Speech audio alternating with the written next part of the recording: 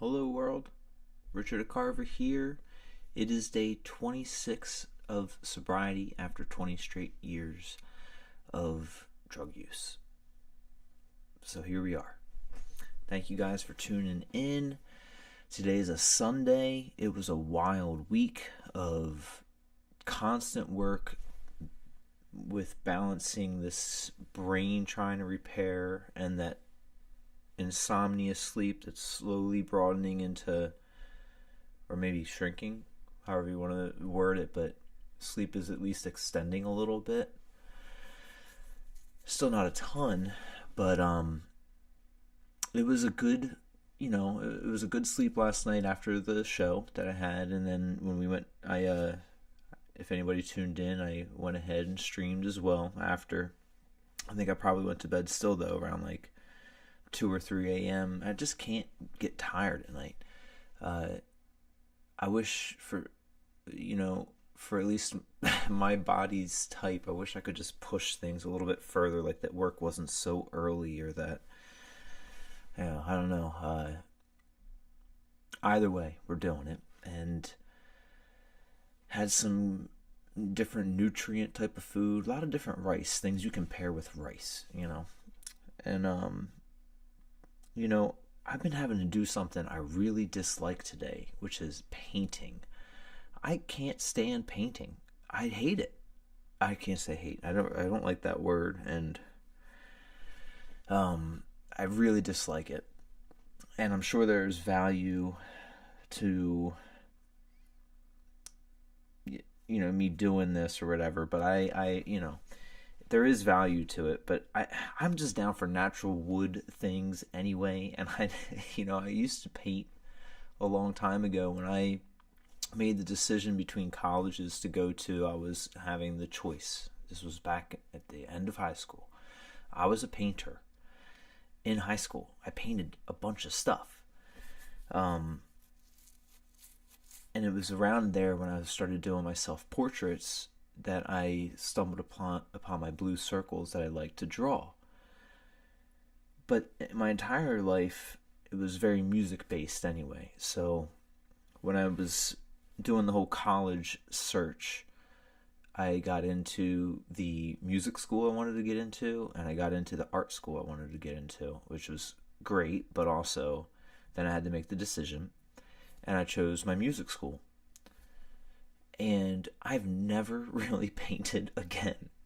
I very rarely have painted things, and if I have, they've been with like big brushes and white. So I like to whitewash stuff. But this is like an intricate, antique piece of furniture that I've got to like paint purple and with these black lines. And I mean, it's not the only piece I'm doing. It's a couple pieces over here. I'll carry this over just so everybody can see what I've been doing with my day.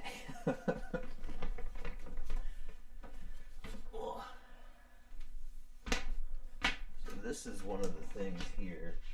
Let's see. So it's like all this purple stuff.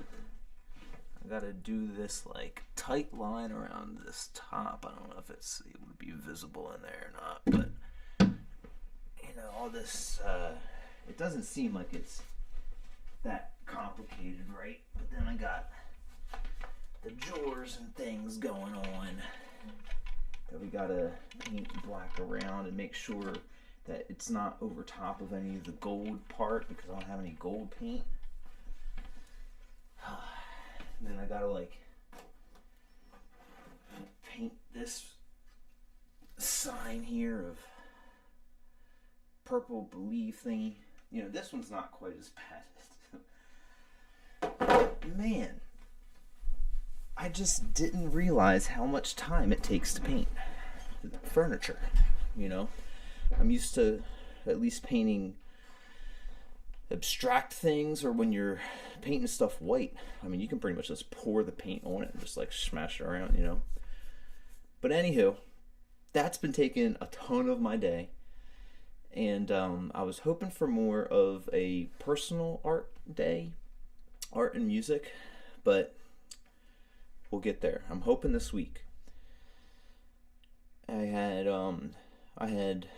lessons today that I taught, so at least it was around music, and that was fantastic. I love to I love to teach because not just for the beauty of that spark and excitement in the air, not just in my students' heart, but like that happens around it, and I get to be a part of. And then when they click and we're making real music together, it's a beautiful thing because it's like another language they're speaking through. And language is great, but it's restrictive, I feel, because you got to know a lot of words, and you got to have your brain doing things to grab the words and sentence structures and all that. But with music, you can, especially when you solo, you can just and like everything is very expressive, and I think it's pretty freeing when it's like that. So, love me some music. After I did that, I took a nap, which was really nice because I didn't sleep as much as I wanted to last night. It was like 4-ish or 5-ish hours. It seems to be the theme. And I think I probably took a nap for like 30-ish minutes or so, maybe an hour. And I've been painting ever since. So a long day of painting. It's 1:30 in the morning right now, y'all. So I'll probably pop off stream and still paint until like around 3. Oh, I remember also like the games were on because you gotta keep up with the foosball and see what's happening with that. So let's see, the Eagles won today, and so did the Chiefs. So they're going to be in the Super Bowl. So if you didn't know, now we know. And history on some fun things on that would be that I remember growing up, my things that I would look forward to even then was staying up late. That was always like, that secret time of fun my whole life when I'm thinking about it. Like, I just really liked the nighttime. I remember being really young and having a big book of paper of different type of cardboard colors, and I would cut shapes and fold them like fake origami and just like stay up doing that with that book. And of course, when you're growing up in the early 90s, I was born in 86, so you've got a lot of interesting things on late night. I remember I would stay up and watch like Tales from the Crypt Keeper and Beavis and Butthead. There was a thing called Max, like Maxx, like the Max. It was like a big purple dude that I think it was on MTV maybe. Whole bunch of different late night shows, and MASH was always seemed to be on, but either way, it was always kind of like a special time that it was either like sneaky but fun, or maybe I was allowed to. But the grand scheme of this story is that I knew that I was always able to stay up late when the Super Bowl was on, or during New Year's. So I would always look forward to that. And I remember sometime in the 90s, maybe mid-90s or so, I got really into the Green Bay Packers, and had my whole room painted green, and I had like the comforters, and I had like Brett Favre memorabilia and stuff like that. And I remember really loving Andy Reid, the coach, then. So I was down with some Andy Reid, and I remember when he got, well, not traded, but I guess fired and hired, whatever it is, to the Eagles, Philadelphia Eagles.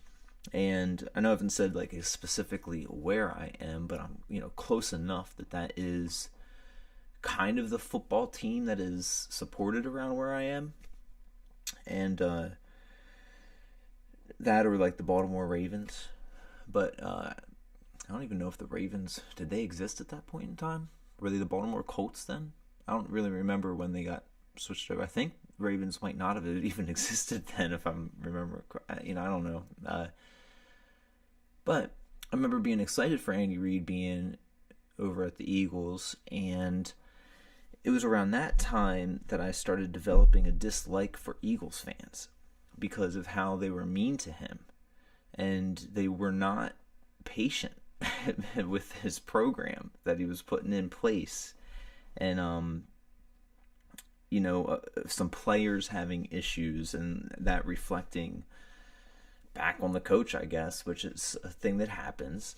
But I felt that it was more that when they fired Andy Reid from the Eagles, it was to appease a bunch of fans that didn't know what they were talking about. And ever since then, it's not that I dislike the Eagles or anything. I mean, I enjoy them enough. I don't have much of an opinion on them. It's just because of that I have a hard time supporting things that they did, because when Chip Kelly went in, the coach after, I definitely didn't like him.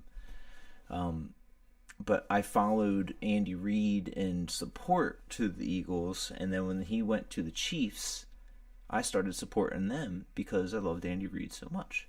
And because the Chiefs really sucked at that point in time too. And I think they had a terrible tragedy in the parking lot. I think there was somebody that might have done something to themselves there. It was like a really dark time for the Chiefs, and then when Andy went in, he like kind of changed it all, so it was cool. And I also remember when Mahomes was drafted, you could just see the talent. It was just insane. So it's nice to see someone like Andy Reid, who I think is really smart and a good coach, have player and fan support that can like let someone be all that they can be, you know? It's hard to be you when people are hating on you, you know? It's hard not to become what people hate, even when they're hating on you. It's a wild thing that, you know, it's one of the reasons I love David Lynch so much, because he really does truly believe to treat everybody the way you want to be treated type of thing. All the way down to that letter that he wrote Trump all those years ago, that his quote was being taken out of context in some way or another. And it's not that he had supported him, it was like he had, you know, Trump had a chance to do whatever, and it was taken out of context, and David wrote Trump a letter after that saying, I think you're off track with stuff, but you have a chance to turn things around, and all you have to do, it's very simple. You just treat people how you want to be treated. And it's this beautiful thing that David Lynch wrote the president a letter like that, you know. But it's just so true. And I think it goes down all the way down to, molecular type of, not just science in that end, but if everything's a reflection of the inside of us, if I am he as we are she as we are all together, that type of thing, it's like then you want to have that reflection back, the best reflection possible too, you know, because if you put that hate towards that person, somehow going to filter back, and that person might even act that way towards you. And it's just better to, just believe in everyone's good parts. Alternatively, I think I do that too hardcore, and always have. Like sometimes I might even accuse myself of being like a little naive with stuff, because I think that lying is so insanely despicable. I hate liars. I can't stand the concept of lying. I think it's insane that people would lie, and because it changes our reality. And it's so disrespectful to think that someone would want to live in a world that's not real, and then you make that for them by lying to them. So, I don't even know where I was going with it now, but it dislike lying, and don't lie. What in the world was I saying? Enough with that tangent anyway. We'll follow it again, I'm sure. But oh no, we're just going to sit here and wait and think, because it's not like it matters.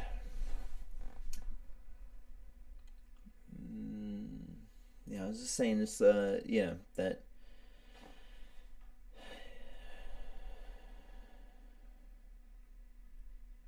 I guess like everybody just wants to live in reality. So if you lie to someone, I really think that like you're creating a negative reality, you know, and that people can't get out of it sometimes, like if they're being lied against or hated on. And now you just opened up a new bubble of an existence for that person to live in. And, you know, and it's hard because then that person can wilt, and all the things that you thought maybe they start doing. And aha, I knew they were like that the whole time, but really your hate made them that way. So I don't even know really that I had a point. I think that's really where my like lapse of mind was there. But all this stems back to, I think I always like to stay up late and watch the Super Bowl. So I'm going to look forward to that. And, you know, I'm still going to be up late myself. What is it, 1:40? So I've got more things to paint purple. So that's going to be, you know, happening here shortly. Let's see, we're about 15 minutes or so into the stream. I don't know that I'm going to play any music tonight. I think I'm just going to say thank you to y'all for tuning in, but I'm probably going to be signing off here and trying to get some of this painting done because I got to do this, I got to sleep, and then wake up, drive to work, drop these painted items off at work, which I don't know if I mentioned or not, but that's why I'm doing them, is because it's for my boss. And maybe that's why one of the reasons I dislike it so much is because I want to be doing my thing on the day off that I have, but instead I'm still working, you know, and about to hit a long week of work as well, but it's a little less going on, so it I should be able to get some music and art in there. I really want to get one of my circle drawings that I've been working on done, and then time-lapsed, uploaded, as well as like one of the shorts. It's been a little while since I've uploaded a piece of my art, so I want to do that. And yeah, that's the plan for tomorrow. I might even like try and go grocery shopping or something, because that's been a while since I've done that. But yeah, I think that's going to be the plans. And then I'm going to hop on way earlier tomorrow night, because at 1:40 at night, you know, it's pretty deep in there. So I want to try and at least get in there sometime like around 11 or so. That's when I was doing it for a few streams. So yeah. On that one, everyone, I just want to say peace and love. Hope you guys are taking care of yourselves, because you deserve to. Look, I got that on my shirt. Oh wait, no, I don't. It's not on this. But I hope to see you guys tomorrow. Love you guys.